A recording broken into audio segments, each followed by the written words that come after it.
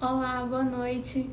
Eu sou a Bianca Mello, advogada do escritório Bastos Freire, e na live de hoje falaremos sobre as atualizações das eleições municipais de 2020. Hoje teremos como convidado o Dr. Braz Mello. Ele é advogado de direito eleitoral, ele também é conselheiro seccional da OAB Pará, assim como ele é procurador-geral do sistema de prerrogativas da OAB Pará.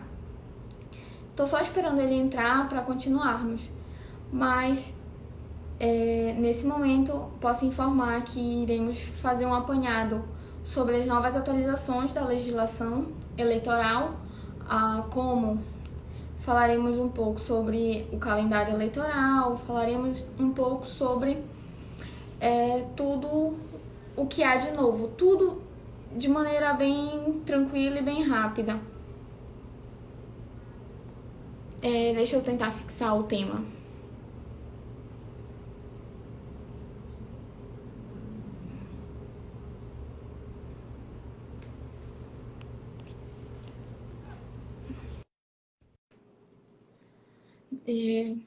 Estou só esperando o convidado entrar na live. Olá, doutor. Tudo bom? Olá, você me escuta, Bianca? Escuto, sim. Me escuta bem? Escuto. Ótimo, deixa eu ajustar direitinho aqui para ficar... Bom, continua, você estava falando, você estava fixando o tema. Eu estava tentando aqui, confesso que ainda não consegui, não. Vou pedir auxílio para os meus universitários.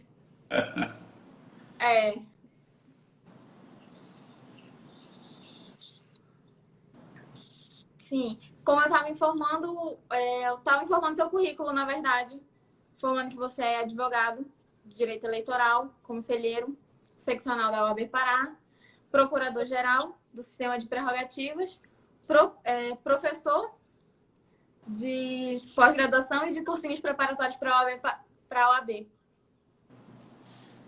Exatamente. Bom, primeiro assim, Bianca, eu quero agradecer o convite. Quer dizer que é sempre uma honra poder dividir o espaço contigo, uma jovem, brilhante advogada. Então isso já me deixa muito feliz, além da amizade que nós temos, além da relação de cumplicidade por conta de também ser integrante do sistema OAB. Você é procuradora também do sistema de prerrogativas, tenho a honra de dividir essa trincheira ao teu lado. E o debate sobre eleições, o debate sobre o direito eleitoral é sempre muito interessante, muito instigante, acima de tudo, muito dinâmico, né? Porque o direito eleitoral, naturalmente, essencialmente, é muito dinâmico. Então, a cada eleição, a cada 2 anos, existe um regramento novo, um debate, mas, portanto, quem atua nesta seara tão específica, tão peculiar, necessariamente precisa estar informado e a gente vai aqui discutir de forma dialogada, dialógica, tranquila, para a gente discutir e conversar sobre as principais alterações mais recentes para estas eleições de 2020. Eu estava informando que uma das alterações que a gente vai comentar um pouco é sobre o novo calendário eleitoral que saiu. Por conta da pandemia do Covid-19, nós tivemos essa alteração. Sim. Uma das mais significativas é até a data das nossas eleições, que normalmente ocorrem em outubro, agora serão em novembro. E se a gente trouxer para o contexto aqui mais local, por exemplo, isso já gerou consequências bastante profundas por conta desta atualização, desta novidade trazida pela PEC aprovada no Congresso Nacional, salvo engano, ao menor juízo, de autoria do senador Randolfo Rodrigues, e depois aprovada em 2 turnos, mas essa PEC, ela tirou das eleições municipais, por exemplo, aqui em Belém, na capital do estado do Pará, candidaturas com potenciais importantes, com potenciais relevantes, né? Com, por exemplo, o caso que foi muito noticiado, da atual secretária de Cultura do estado, a Úrsula Vidal, né? Acabou perdendo o prazo de desincompatibilização, portanto, ficando de fora do processo eleitoral, assim como outros que se anunciavam, mas que ocupavam e ainda ocupam cargos de secretaria, acabaram ficando de fora, porque a PEC trazia um detalhe muito importante, que mesmo com o elastecimento do dia, da data da eleição, e considerando que a lei eleitoral estabelece um período pretérito à eleição, 3 meses, 4 meses, antes da eleição no prazo necessário para desincompatibilização, a PEC trazia um elemento, um instituto muito importante, o seguinte: os prazos que já tinham sido vencidos, eles necessariamente, esse direito estava precluso. Portanto, eles não se renovariam. Como eles eram secretários de Estado, e são secretários de Estado, né? No caso da Úrsula, por exemplo, acabou ficando de fora por conta de já ter sido fulminado o seu direito por conta do Instituto da Preclusão. Então, como, por exemplo, os que são servidores públicos, os seus prazos elasteceram, porque ainda não estavam vencidos. Mas aqueles que já tinham sido vencidos, os vicendos foram elastecidos. Os vencidos foram preclusos, então ficaram de fora. Então perceba que um mínimo detalhe nessa dinâmica do processo eleitoral, ele é muito relevante e pode gerar consequências gravíssimas, né? Por conta da construção prévia do processo eleitoral, e acho que tem um debate importante, se você me permite, de modificação muito relevante ao longo dos últimos anos, ao longo dos últimos processos eleitorais, que é, por exemplo, o comportamento na pré-campanha. Antigamente, até algum tempo atrás, o pré-candidato ele era muito limitado na sua atuação, muito limitado na possibilidade de fazer, de aparecer, de estabelecer o seu programa. E hoje não, né? Desde a eleição passada, foi dada uma margem muito mais elastecida, uma série de possibilidades de atuação do pré-candidato, mas a gente vai tratar isso daqui a pouquinho, certamente. E acho que é um ponto importante para a gente tratar aqui. Eu sei que tem alguns pré-candidatos aqui entrando na nossa live. Eu já vi aqui a Lívia Duarte, que é uma pré-candidata aqui no município de Belém. Já vi alguns pré-candidatos rodando aqui. A gente tem atuação, você sabe disso, na advocacia eleitoral, então a gente conhece, a gente atua diretamente com uma série de pré-candidatos e eles estão frequentando a live exatamente. E a principal dúvida, inclusive fui instado bastante antes da live, é exatamente o que pode e o que não pode na pré-campanha, que é esse período que precede a propaganda eleitoral propriamente dita, estabelecida com regramento na própria lei eleitoral. Então, acho que é um tema que a gente pode tratar em breve sobre isso também. Com certeza, até porque são temas que mudam frequentemente através das resoluções, e além de que as pessoas acabam ficando perdidas, porque é uma linha muito tênue do que pode e o que não pode fazer dentro de uma campanha eleitoral e até da pré-campanha. E é importante as pessoas ficarem atentas. Assim como nos prazos, elas acabam se perdendo no meio de tanta informação e acabam cometendo erros que são grotescos e até causam uma possível não candidatura, assim como outras ações que podem decorrer disso. Bianca, eu acabei até sendo delicado, porque eu te agradeci o convite, agradeci a você pessoalmente, mas eu preciso agradecer ao escritório Bastos Freire, porque é fundamental, e o escritório, aliás, que é um escritório parceiro nosso aqui, tem tido a iniciativa muito relevante, brilhante até, de debater temas dos mais diversos, né? De trazer o universo jurídico e para além do universo jurídico. Então, quero parabenizar a iniciativa do escritório, né, sendo protagonista e pioneiro nesse processo de debate dos mais transversais, dos mais diversos temas. Então, é uma honra para mim, é um prazer poder participar aqui contigo e com o escritório nessa live aqui para a gente tratar das atualizações do direito eleitoral. Tem, se você me permite, acho que algumas questões que eu queria trazer à tona, que são muito relevantes acerca de algumas alterações importantes a partir deste processo eleitoral de 2020. Né? Você tem, por exemplo, diferenças relacionadas ao limite de gastos. Né? Então, por exemplo, o limite de gastos. Para ficar mais didático, e para ser mais en passant, inclusive, para a gente aprofundar alguns temas especificamente, eu não vou fazer necessariamente um cotejamento de como é e como passou a ser, porque isso pode ficar um pouco confuso. Então, eu vou tratar de maneira mais direta de como está, né? De como será para 2020 nessas eleições muito diferentes que se avizinham, né? Porque a gente vem de um contexto de pandemia, né? Que gerou, por exemplo, a necessidade do adiamento do processo eleitoral, algo inédito, mas mais do que isso, a criação de institutos próprios diferenciados de meios virtuais, como as convenções e tal. Mas, por exemplo, limite de gastos. É importante que os candidatos, pré-candidatos e partidos fiquem atentos que o percentual estabelecido para limite de gastos vai ficar pelo valor estabelecido em 2016 atualizado pelo IPCA, auferido pelo próprio IBGE. Então, isso é uma coisa que é importante ficar atento, né? E no caso de eventual segundo turno, por exemplo, a capital do estado do Pará, Belém, tem segundo turno, né? Se, obviamente, o número de votos não fosse 800 mais um lá no primeiro turno, a diferença entre os candidatos. Qual é o limite de gastos para segundo turno? Olha, acabei de ver aqui a deputada Marilô Brito participando da nossa live, né? A galera está participando, deputada de grande relevância, atuação lá na Assembleia Legislativa, tenho a honra de assessorá-la juridicamente, tenho a honra de estar no dia a dia da sua atuação. Mas veja, o limite também alterou em relação ao autofinanciamento. Por exemplo, se eu sou candidato e quero financiar minha própria campanha, qual limite de financiamento eu posso estabelecer para minha própria campanha? É ilimitado? Eu posso pegar todo o meu patrimônio, né, que pode ser altíssimo ou muito pequeno, mas considerando aqui se o patrimônio, lembrando que é só um exemplo, não é meu caso, mas se tem um patrimônio muito relevante, muito alto, você quer financiar 100% a sua campanha, você pode fazer isso? Não, não pode, porque você tem um limite de 10% para o autofinanciamento.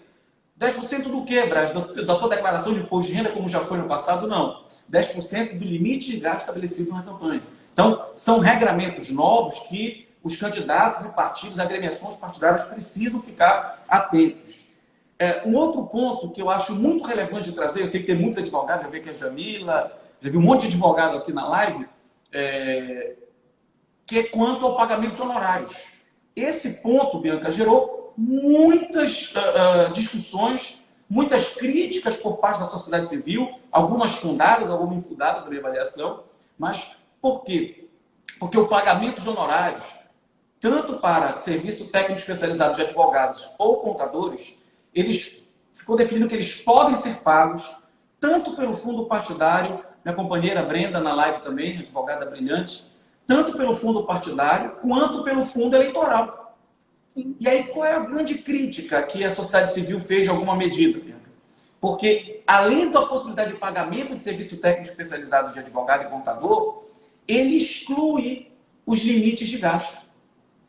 Exclui qualquer empecilho que possa obstaculizar, por exemplo, a ampla defesa do candidato. E estabelece também uma série de possibilidades que você pode pagar com o fundo eleitoral e com o fundo partidário, que são fundos diferentes, inclusive a questões relativas do interesse partidário, né, de ações judiciais do interesse partidário, de interesses de candidatos eleitos ou não eleitos, por exemplo. Então, qual era a crítica da sociedade civil de maneira geral? É que, ora, pode ser que aí esteja uma porta importante para superfaturamento de valores estimados em campanha. Porque quando eu tenho uma porta que eu permito que esta porta exclua o limite de gastos, né, eu posso pressupor, né, que aí pode haver um desvio, um duto para extrapolar o limite de gastos de campanha. Então, isso pode ser um problema, pode morar aí.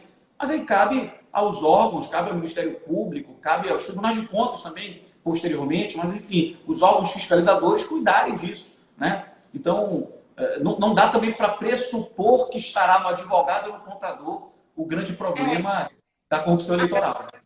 A prestação de contas da campanha, ela sempre foi um fator muito crucial na vida do candidato. Até porque, muitas vezes, alguns deixam de fazer essa prestação de contas ou fazem ela de maneira indevida, incorreta. Às vezes, elas não são completas também, gerando processos dentro do Tribunal de Contas. É bem importante ressaltar essa necessidade dessa avaliação, tanto jurídica quanto contábil. Porque muitos candidatos, eles acabam se abstendo e, posteriormente, eles acabam se prejudicando por conta dessa ausência dessa instrução. Isso. E a consequência ela pode ser gravíssima, né? Porque tem consequências diversas. Por exemplo, se você presta contas, já tem esse detalhe que é importante, Bianca, para esse tema que você está suscitando aqui. Se o candidato presta contas, mas ela é tão insuficiente, se ela é tão frágil a ponto de ser considerada, esse entendimento do TSE já está consolidado, como não prestada, veja, não basta que ela apresente qualquer relatório, finge que aquilo é uma prestação de contas. ela tem que ter um mínimo de embasamento, ela precisa ter uma robustez mínima, né, para que ela seja considerada uma prestação de contas. Se eu presto contas de forma ficta, de alguma medida, ela é considerada como não prestada. Então, isso gera imediatamente uma inexigibilidade. Ela gera uma... Estava dando aula de administrativa até ainda agora. Ela gera uma... Inelegibilidade. Inegibilidade, perdão, desculpa. Então ele fica inelegível para a disputa eleitoral. É diferente das contas prestadas, porém desaprovadas, que pode ou não vir gerar esse tipo de consequência. Então há um fator muito importante, porque quando eu presto contas, e ainda que ela seja reprovada, elas são tidas como prestadas. Então aí eu tenho uma diferença essencial, fundamental, para, inclusive, apresentar para o meu cliente, para o meu candidato, para a minha coligação, para o meu partido. Olha, você não é inelegível, você vai poder disputar a eleição, a gente vai discutir aqui consubstancialmente a questão da prestação de contas. Agora, quando ela é tida como não prestada, a consequência é gravíssima, porque você perde um requisito de elegibilidade. Isso é muito grave para a disputa eleitoral. E, Bianca, tinha um outro ponto que eu queria tratar rapidamente fazendo esse primeiro momento aqui das principais alterações, que diz respeito a, por exemplo, impulsionamento. É possível impulsionamento? Inclusive, pago pelo partido. Então, hoje as eleições, e cada vez mais, elas terão um caráter muito ligado ao meio virtual, né? Então, as ruas hoje, em grande medida, vão ser tomadas pelos meios virtuais, as campanhas cada vez mais virtualizadas. E o que já via acontecendo, mas especialmente hoje, com o contexto da pandemia, então o impulsionamento é possível, né? Tem que tomar cuidado com a prestação de contas desse impulsionamento. Né? O partido pode fazê-lo? Pode. Inclusive, em nome do partido, pode. Não há problema, tá? Os candidatos podem fazer o que a gente chama de crowdfunding, aquela vaquinha eletrônica virtual, pode, a partir de 15 de maio já podia estar fazendo, inclusive, a vaquinha. Aí tem que tomar cuidado, existem empresas especializadas nisto, que já sai com o recibo eleitoral direitinho, o que não vai gerar problema depois na famigerada prestação de contas, porque às vezes o problema não é de mérito. O candidato usou o dinheiro direitinho, só que existe uma burocracia necessária, de certa forma rígida, cada vez mais estão flexibilizando, né, direções anteriores. Mas de tal sorte que isso pode, por um problema burocrático, gerar problemas gravíssimos para a elegibilidade desse candidato. Então pode impulsionamento, pode a vaquinha eletrônica, né, pode o crowdfunding, como a gente chama. E um ponto polêmico isso aqui daria, Bianca, uma live de 2 horas só para tratar disso. Em relação ao fundo eleitoral, né? Tão criticado por muitos. Queria te ouvir até sobre isso. Vai lá. Antes de você entrar no mérito do fundo eleitoral, fizeram uma pergunta sobre o pré-candidato. Se ele pode, por conta própria, fazer esse impulsionamento. Agora. Tá. Ficou até uma lacuna em relação a essa questão. Eu recomendaria que não. Né? Inclusive, a última consulta sobre o TSE até se manifestou sobre isso, não era sobre isso, mas tangenciou. Você sabe que a Justiça Eleitoral tem essa especialidade, não pode ser sobre um caso concreto, mas o TSE, o Tribunal Superior Eleitoral, ele funciona também como uma espécie de parecerista sobre a interpretação da lei eleitoral e a aplicabilidade dela. Até porque ele edita as suas resoluções. Então, exatamente, Mari, favorece quem pode pagar grandes assessorias, que tem muito dinheiro para isso, inclusive. Bom, veja, o pré-candidato, por que dificulta o impulsionamento do pré-candidato? Primeiro, que o pré-candidato não terá como prestar contas, porque o pré-candidato não tem conta eleitoral. Quando você se tornar candidato, falando com você aí, pré-candidato, tá? Quando você passar lá na convenção do seu partido, quando você tiver o seu númerozinho direitinho, quando você fizer o seu RCAND, o registro de candidatura, você vai ter um CNPJ específico, tá? Um CNPJ eleitoral, e de posse desse CNPJ eleitoral, você vai ter condições de abrir a sua conta eleitoral. Você obrigatoriamente precisará abrir uma conta num banco qualquer, tá? Que você vai ter que abrir essa conta, uma conta eleitoral. Ela é gratuita, não tem custo, não tem nada. Por lá vai passar todo o financiamento da sua campanha. Aí sim você pode gerar gastos. Fora disto, só quem pode gerar gastos e justificá-los é o partido, porque ele já tem a sua conta. Você não tem a sua conta ainda. Você é tão somente pré-candidato. Claro, com muito mais possibilidades, né?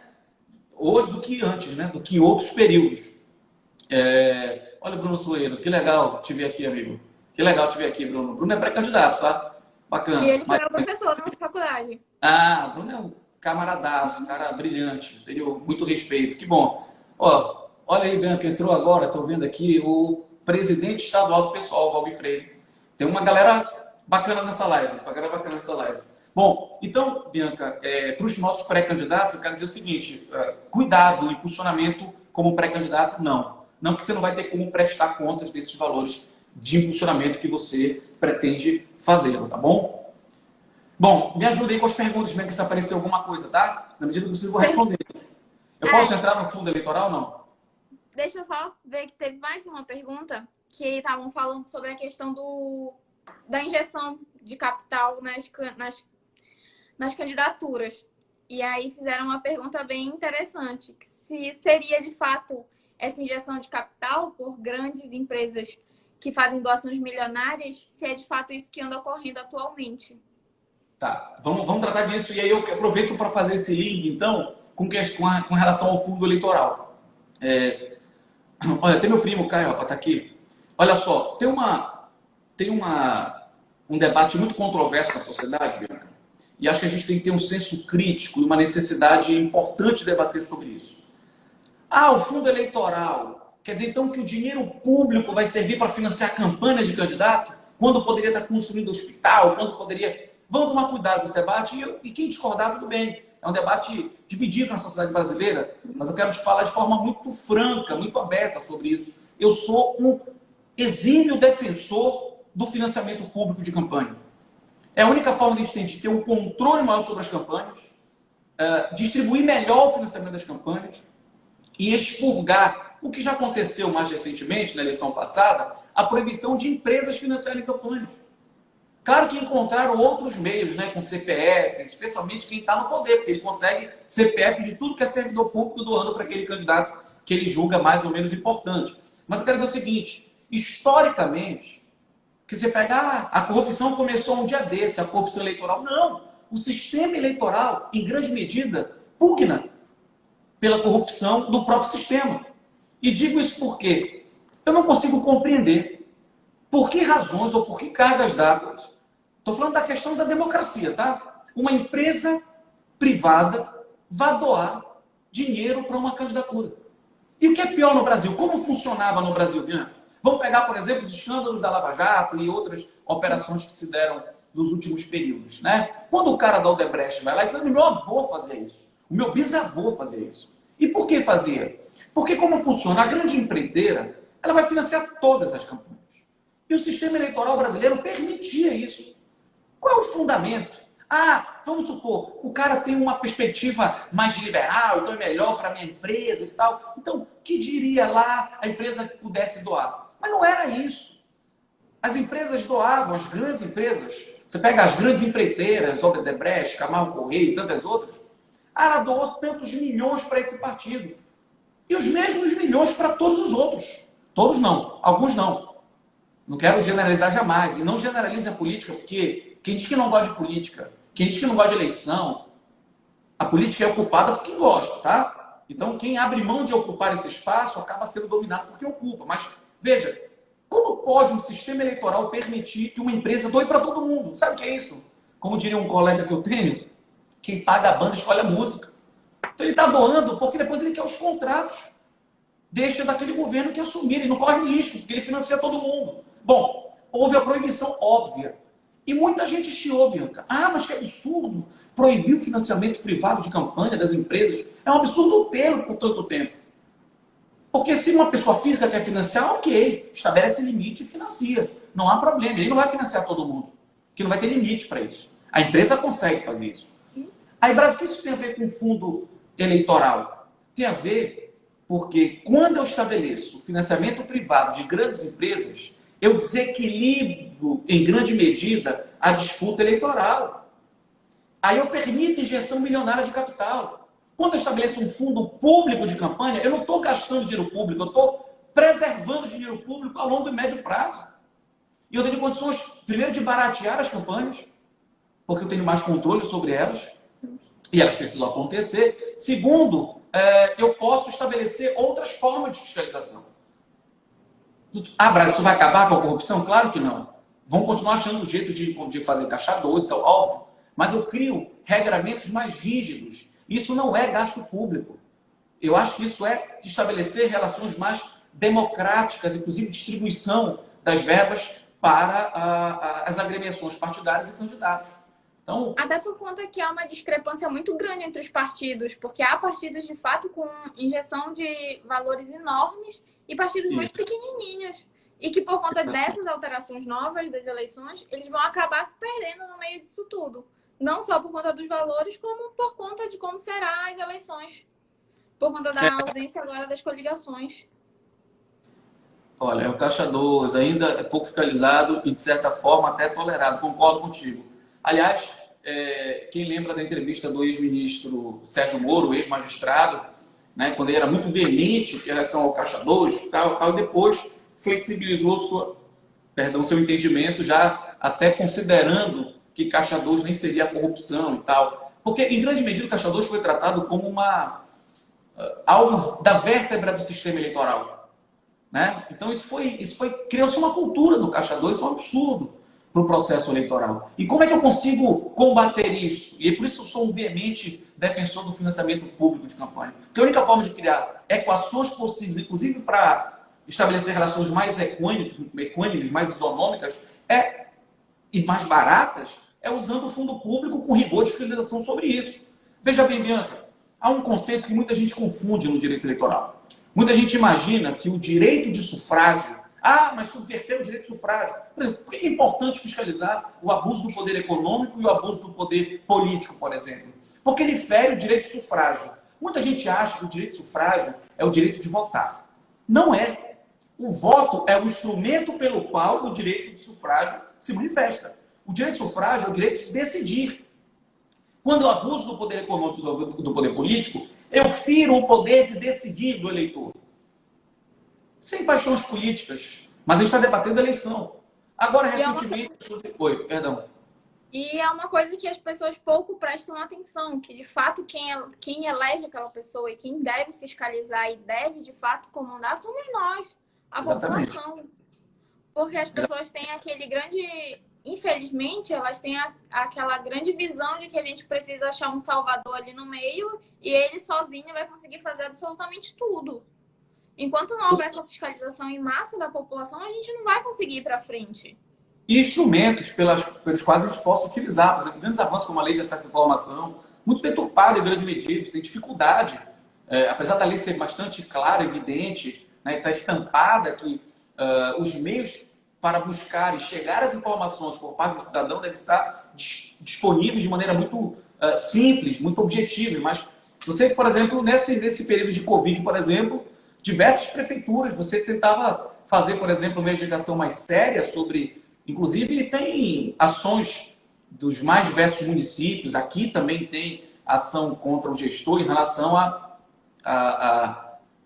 além da questão da transparência, a suposta não utilização de maneira adequada das verbas, né, destinadas ao tratamento. Então, assim, tudo isso é parte do... Sim, entendeu? E poder exercer o seu direito de sufrágio, seu direito de decidir. Por isso que eu dizia, o abuso do poder político, o abuso do poder econômico, eles ferem o direito de sufrágio. Vamos lá, sem paixões políticas. Agora, acho que foi ontem, anteontem, só me dando o menor juízo, a decisão do STF, da turma do STF, acerca da não equidistância da relação do ex-ministro Sérgio Moro, por exemplo, no julgamento do ex-presidente Lula. Olha lá, o voto do Lewandowski. Que é o seguinte, ele segurou 3 meses depois ele encartou nos autos a delação premiada do Palocci.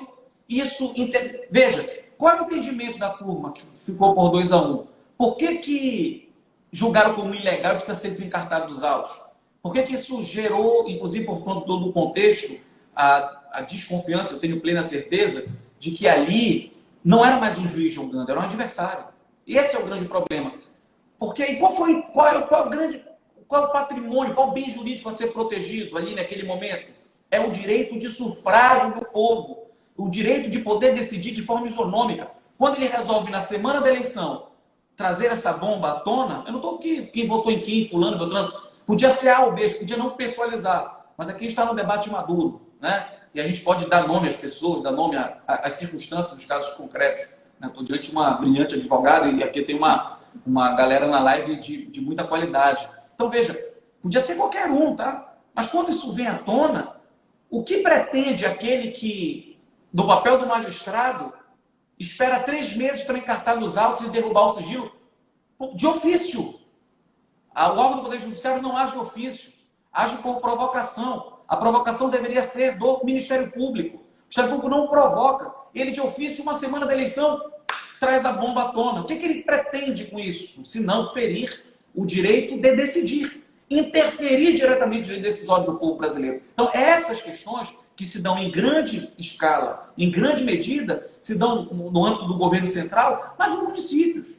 Na eleição para o vereador, na eleição para o prefeito. Então, esse direito de sufrágio precisa ser absolutamente protegido por nós. Por isso que não é qualquer ação judicial. Houve suposta fraude no processo licitatório. Caça o prefeito. Não é bem assim.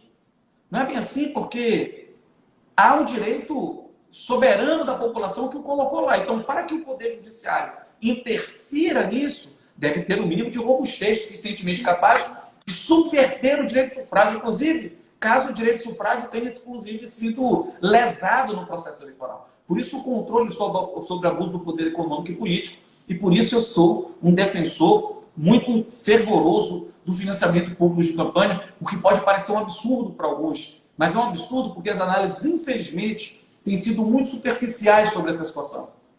Muito superficiais. Acabaram te fazendo uma pergunta. Se, de fato, a iniciativa privada é quem deturpa essa... Eu estou tentando achar a pergunta. Acho que eu consigo compreender. É uma pergunta interessante. Não acho que seja iniciativa privada que deturpe. Eu acho que trata-se de um binômio. É uma via de mão dupla. Existem corruptos porque existem corruptores. Existe corrupção ativa e corrupção passiva. E no processo eleitoral isso fica muito claro e evidente. A questão mais premente e nodal na minha avaliação cinge-se aonde? Quando eu crio meios, primeiro de baratear o processo eleitoral, esse é o grande detalhe. As campanhas não podem custar os bilhões que custam. Então, quando eu inviabilizo injeção direta de capital, eu, de alguma maneira, barateio as campanhas. E eu tenho mais condições de fiscalizar, porque agora vai ter que ter CPF vinculado. Entendeu? Então, desde a eleição passada. Isso vai acabar com a corrupção? O problema é da iniciativa privada, propriamente não. O problema é do poder. É do público e do privado, dos dois. O que cabe ao processo eleitoral? O que cabe ao ordenamento jurídico? Ao ordenamento jurídico cabe estabelecer obstáculos suficientemente capazes de aproximar os princípios mais basilares para a democracia efetivada, né? O que a gente precisa é que o processo democrático e o poder decisório, através do instrumento do voto, seja ao máximo possível respeitado nos seus princípios mais basilares. Então, eu concordo plenamente com isso. O problema não está no privado, simplesmente. Está no público e no privado. Qual é uma possível solução para isso? Eu acho que afastar o financiamento privado é uma premência, uma emergência, o que aconteceu já, e aí aumentar os instrumentos de fiscalização, inclusive da utilização de CPFs e tal, sobre essas doações de campanha. Então, acho que isso é um elemento. A fiscalização é essencial em qualquer meio que envolva o orçamento público. Sim, sim. Mas surgiu até algo bem interessante aqui, Brás. Gostaram tanto de te ouvir falar que estão pedindo para tu te candidatares a prefeito de Belém. Não. Eu já tenho meu candidato a prefeito. Espero que seja o próximo prefeito de Belém. É melhor me abster. Vamos manter. Perguntaram sobre o fim das coligações. Como é que vai ficar a porcentagem das vagas? Boa pergunta. Olha lá.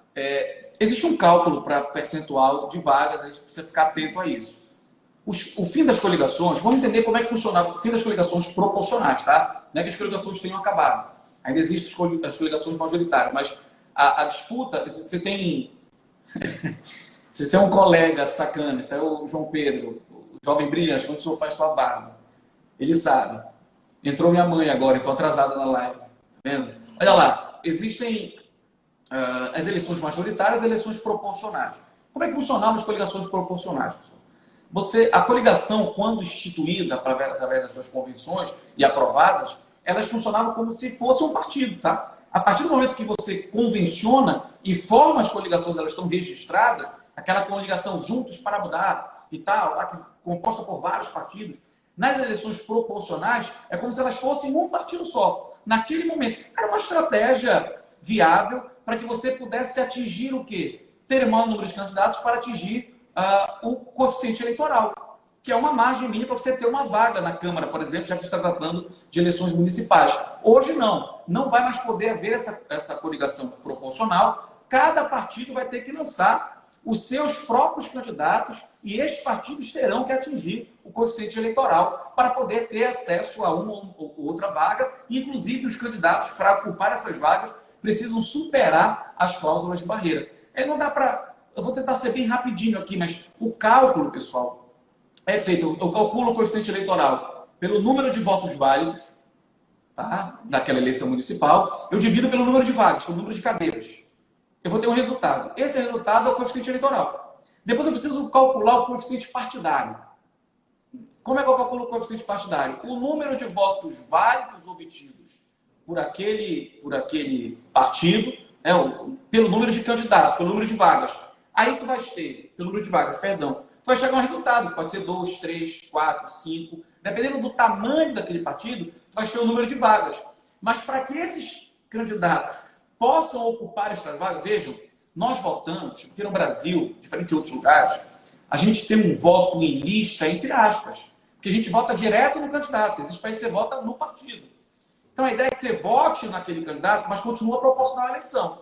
Então, vamos supor que o partido, e não mais a coligação, obtenha 3 vagas na Câmara Municipal de Belém. Tá? Olha o pessoal que ameaçou aí também, sejam bem-vindos. 3 vagas na Câmara. Bom, como é que vai ser ocupada essa vaga? Os 3 mais votados. Automaticamente, Brás? Não. Por que não automaticamente? Porque necessariamente é uma cláusula de barreira para evitar aquele chamado fenômeno tiririca, por exemplo, ou de tantos outros, que são os puxadores, né? Tem muitos votos, tem candidatos que se elegem praticamente sozinho, e aquele que tem pouquinho voto acaba entrando na rabeta, no cálculo de sobra, por exemplo. Às vezes um candidato consegue ter 2, 3 vagas, e vão entrar outros pouco votados. Então, para isso, se criou a chamada cláusula de barreira. Então, este segundo e o terceiro da lista, eles terão que obrigatoriamente obter pelo menos 10% do número de vagas, 10% do valor do coeficiente eleitoral. Então, o coeficiente eleitoral X, ele tem que ter 10% de X para poder assumir aquela vaga que o partido dele já conquistou. E se ele não tiver, não vai assumir, vai sobrar essa vaga. Tem uma outra fórmula para cálculo de média-sobra, que não vale a pena a gente passar aqui 10 minutos, 20 minutos da nossa live calculando isso, mas só para vocês entenderem. Agora não tem mais aquele... Antigamente, eu juntava 3, 4, 5, 10, quantos partidos fossem, e a disputa para atingir o coeficiente eleitoral, todos os partidos ajudavam. Agora não. Cada partido terá que lançar, salvo engano, no de 150 vezes o número de cadeiras para poder... Eu não tenho muita certeza aqui agora, né, desse número, mas aumentou o número da possibilidade de lançamento de pré-candidatos e candidatos. E aí, esse partido vai ter que obrigatoriamente atingir o coeficiente eleitoral para conseguir, então, uma vaga. A segunda vaga, necessariamente, é o coeficiente? Às vezes não, porque pode ser o cálculo da média-sobra. Então, pode ser, Bianca, veja, que um partido não obtenha o coeficiente eleitoral e ele ainda assim consiga uma vaga na Câmara? Pode, a partir do cálculo de média-sobra. Deu para entender? Porque é um pouco complicadinho, mas isso fica fácil no quadro, né? Mas aí acho que minimamente dá para compreender. No frigir dos ovos, atinjam o coeficiente eleitoral. Se não atingir, vão ter que torcer pela média sobra para poder entrar nas vagas que sobraram. Acho que é basicamente isso. Você está sendo bem amado nos comentários pela sua mãe, viu? Ela te chama de filho amado. Pronto, a mãe é isso, né? Minha mãe acha que eu sei de tudo. Eu finjo para ela que eu sei, entendeu? Tem que ser. Acertei, olha lá, nosso presidente aí, ó, 150 das cadeiras em disputa, é isso mesmo, a gente acertou. Bom, em relação às mudanças em questão das propagandas eleitorais, Brás? Bom, Pessoal, propaganda eleitoral é espécie do gênero propaganda política. Então tem vários tipos de propaganda política. Tem a propaganda intrapartidária, a propaganda partidária, que foi inventada. Aliás, olha só como é curioso aqui nesse país chamado Brasil. Eu sou daqueles que acreditam que os partidos políticos são fundamentais para a sociedade. Então você precisa criar na sociedade brasileira, no cidadão brasileiro, e forçar que os partidos sejam responsáveis com o seu programa, que os partidos representem propriamente um programa político. Isso é importante, né? Para a gente evitar o que a gente tem visto aí, por exemplo, o fulano ganhou o Centrão para conseguir governabilidade. O que é o Centrão? Aquele que quem dá mais. Então, estabelece chamados critérios de governabilidade. Isso só existe porque os partidos, em grande medida, parte deles, são pouco ideológicos. Olha, Raulzito já vai ter... Ô, mano, abraço, prazer, muito tempo que a gente não se vê. Bom, então, os partidos são pouco ideológicos, né? Mas muitos são ideológicos, isso é importante. Então, o que você precisa, se havia para que você chegue num cargo como agente político, num cargo eletivo, é o partido político? Qual era o óbvio, Bianca? Que a gente pugnasse, que a lei eleitoral estabelecesse meios pelos quais os partidos políticos pudessem propagandear o seu programa, pudessem demonstrar. Aí, na contramão disso, na tentativa de falir os partidos políticos ou de reduzir a importância deles, eu quero ser candidato de mim mesmo. Acho um problema grave quem acha que é candidato de si mesmo. Que não existe Sassamutema na vida real. O salvador da pátria, não é no teu tempo, nem no meu, mas eu vi a reprise, tá? Então, não é de salvador da pátria que a gente pode achar que eu não sou. Não é de salvador da pátria. Então, você tem que ter um coletivo político, você tem que falar em nome de uma agremiação, de algo que te represente, você represente coletivamente. É assim que eu entendo. Aí, a lei eleitoral vai lá e diz o seguinte, já desde da reforma passada. Ora, exclui-se, veda-se a propaganda partidária. Partido político não pode fazer propaganda no Brasil. Eleitoral. Não tem uma propaganda partidária. Agora, recentemente, na mini-reforma, tentaram trazer de volta a propaganda partidária. Foi um auê. Porque é como se estivesse gastando dinheiro público à toa. Veja, exatamente o contrário. Porque se as pessoas estão pouco apegadas aos partidos, o partido é uma necessidade estabelecida na própria lei, eu tenho que criar meios pelos quais as pessoas conheçam os partidos e cobrar dos partidos que divulguem seus programas eleitorais, os seus programas de sociedade, de construção de Estado e tudo. Enfim, aí tentaram agora voltar. O presidente vetou. E manteve-se o veto e continua vetada a propaganda partidária. Mas você tem vários tipos de propaganda partidária e tal. Mas o que mais interessa para nós é que a propaganda eleitoral propriamente dita. O que mudou? Muita coisa. Tem mudado muita coisa. Né? Então, por exemplo, utilização de postes. Já não pode há muito tempo aqueles cavaletes que a gente via. Nada disso. Mas eu vou sentar um pouco aqui, Bianca, no que pode na pré-campanha. Olha, esse tempo de Barcarena, fui advogado lá há bastante tempo. Muita honra ter sido advogado desse tempo de Barcarena. Olha lá, veja só o detalhamento. Quando você veda a propaganda eleitoral em grande medida, você diminui a possibilidade do eleitor chegar até o cidadão, ou o candidato chegar até o eleitor. Como as campanhas eleitorais foram reduzidas desde a eleição passada, então criou-se meios pelos quais elastecesse a possibilidade do pré-candidato utilizasse melhor da sua pré-candidatura. Antigamente, era uma loucura, e quem atua na eleição sabe do que eu estou falando. Aquele TRE, e nos julgamentos, era todo dia disputa. Fulano de tal fez propaganda extemporânea. E por quê? Porque era proibido que você fizesse menção à possível candidatura. Era uma coisa meio que clandestina. O pré-candidato era um clandestino. E a disputa rolava a partir do momento em que se estabeleceu o prazo para a propaganda eleitoral. Isso mudou. E mudou para melhor, na minha opinião, porque o pré-candidato ele passou a existir. O que pode na pré-campanha, portanto? Pode tudo que puder na campanha. Menos uma coisa, Bianca. Pedido expresso de voto. Antigamente, a disputa era sobre o pedido implícito de voto. Quando eu dissesse assim, por exemplo, ô Bianca, eu sou candidato. Não sou, tá, pessoal? Eu sou candidato, Bianca. Eu sou pré-candidato, Bianca. Me apoia. Vem comigo construir uma cidade melhor. Isso é pedido de voto? Se eu tivesse analisado a partir do que era antes, sim, isso é pedido implícito de voto. Propaganda eleitoral extemporânea, e todas as consequências, multa de 5 a 25 mil e tal, possibilidade de perder, dependendo do grau, a candidatura, porque se ferir ou não o direito de sufrágio, a isonomia, né, o abuso do poder, enfim. Bom, hoje, Bianca, se eu disser para você, Bianca, me apoia, eu sou candidato, pré-candidato, vamos mudar essa realidade e tal, isso é pedido explícito de voto? Não é pedido explícito de voto. Se não é pedido explícito de voto, não há nenhum problema. Isso pode, o pré-candidato pode fazer. Ah, Bianca, o pré-candidato deu uma entrevista na rádio da cidade dele. Pode, e se anunciou como pré-candidato. E disse de todas as qualidades que ele tem. Enalteceu todas as suas qualidades como pré-candidato. Falou até da plataforma que pode. Então hoje, veja, o pré-candidato ele existe, né? Então, através disso que está falando, acaba respondendo a pergunta que fizeram, que é se o pré-candidato ele pode fazer uma live em portal de notícias. Pode fazer. Só cuidar dos partidos, tá? Por exemplo, as convenções não podem ser transmitidas ao vivo. Porque as convenções são intra. Mas os pré-candidatos podem fazer live. Ele pode fazer uma live assim, eu sou pré-candidato a vereador da cidade tal. Pode. E eu defendo que seja assim, assado. Pode. Então a pré-campanha elasteceu. O que ele não pode? Vota em mim. Agora, me apoie. Pode. Oi? E a partir de quando o candidato pode começar a pedir votos? A partir do momento que ele vira candidato. É quando começa a campanha eleitoral. Salvo engano, a data, eu sou muito ruim para data, mas salvo engano é 27 de setembro. Se eu estiver errado, o Valmir está na live ainda, ele vai me corrigir se eu estiver errado, não sei se ele está na live.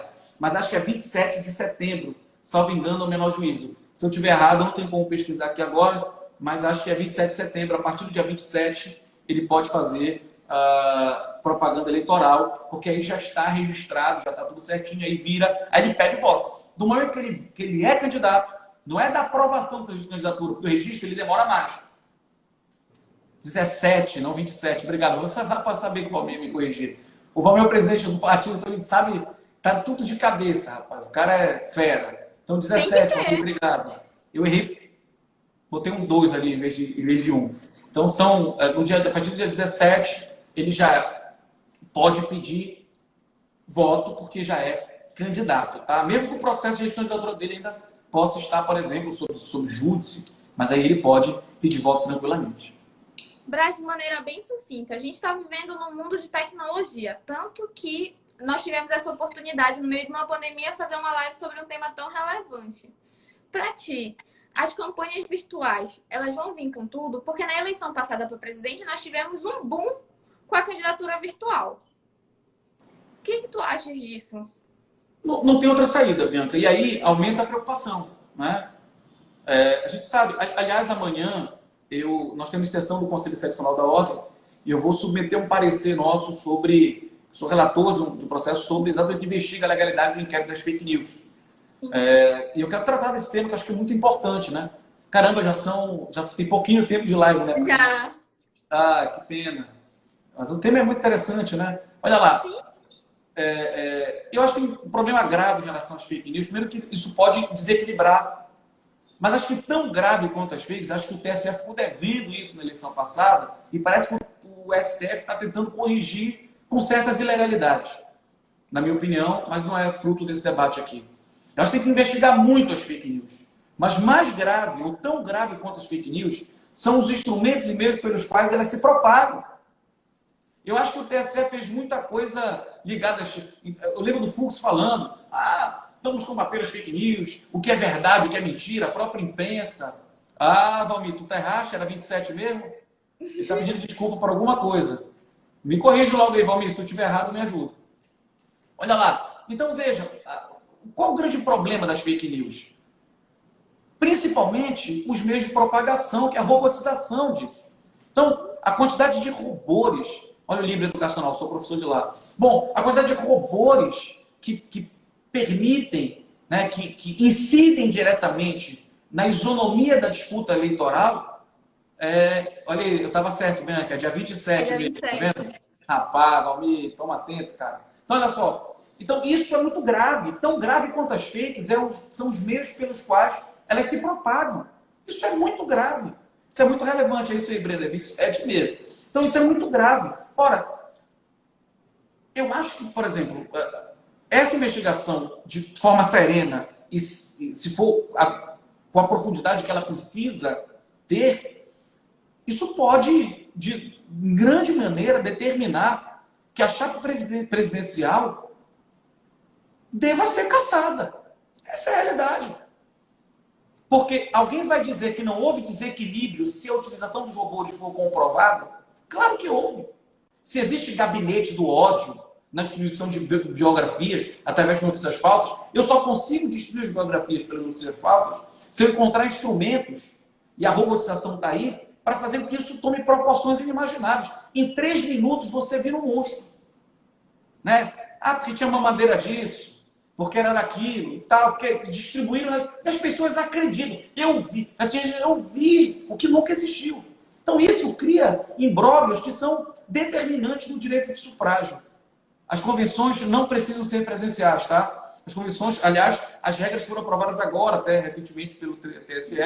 Já tinham sido aprovadas as convenções virtuais e as regras foram aprovadas recentemente. Já tem resolução sobre isso, não dá tempo da gente tratar mais, mas as convenções serão virtuais em grande medida, exatamente por conta do contexto de pandemia. Então, veja, Bianca, a apropriação e o domínio das técnicas da tecnologia e dos instrumentos tecnológicos são um fator preponderante e fundamental e utilizados de forma ética, obviamente, para a disputa eleitoral. Então vai ser uma disputa de narrativa em grande medida pelos meios virtuais. E aí as técnicas precisam ser aprimoradas e os partidos e os candidatos precisam se empoderar e se apropriar dos instrumentos tecnológicos para fazer com que antes você andava por 10 ruas para pedir voto. Hoje, em 3 minutos, você atinge talvez 200 vezes mais do que tudo isso que se você souber utilizar os recursos necessários. E relembro e apelo, inclusive, que isso seja feito de forma ética, de forma proba, de forma honesta, de tal maneira, de tal sorte, que isso não interfira no direito de sufrágio, que isso possa significar, na verdade, um avanço. O avanço tecnológico pode significar um avanço do acesso à democracia e não um retrocesso e distanciamento do processo democrático. Até porque se elas ocorrerem de maneira ética e dentro das normas, a gente vai ter uma homogeneidade bem grande entre os partidos, entre os candidatos, podendo fazer assim uma campanha justa, uma campanha limpa, que é o que todo mundo espera de um partido, de um candidato que você vai querer colocar no poder para gerenciar o que é seu, né? Porque as pessoas acabam esquecendo muito disso. Tem uma coisa, Bianca, aqui. Me perdoa. Oi? Me perdoa, continua, me perdoa. Não, é porque elas acabam julgando muito pela pessoa que elas acham que são. E aí isso acaba deturpando muito a campanha do candidato. Tu falaste em campanha limpa.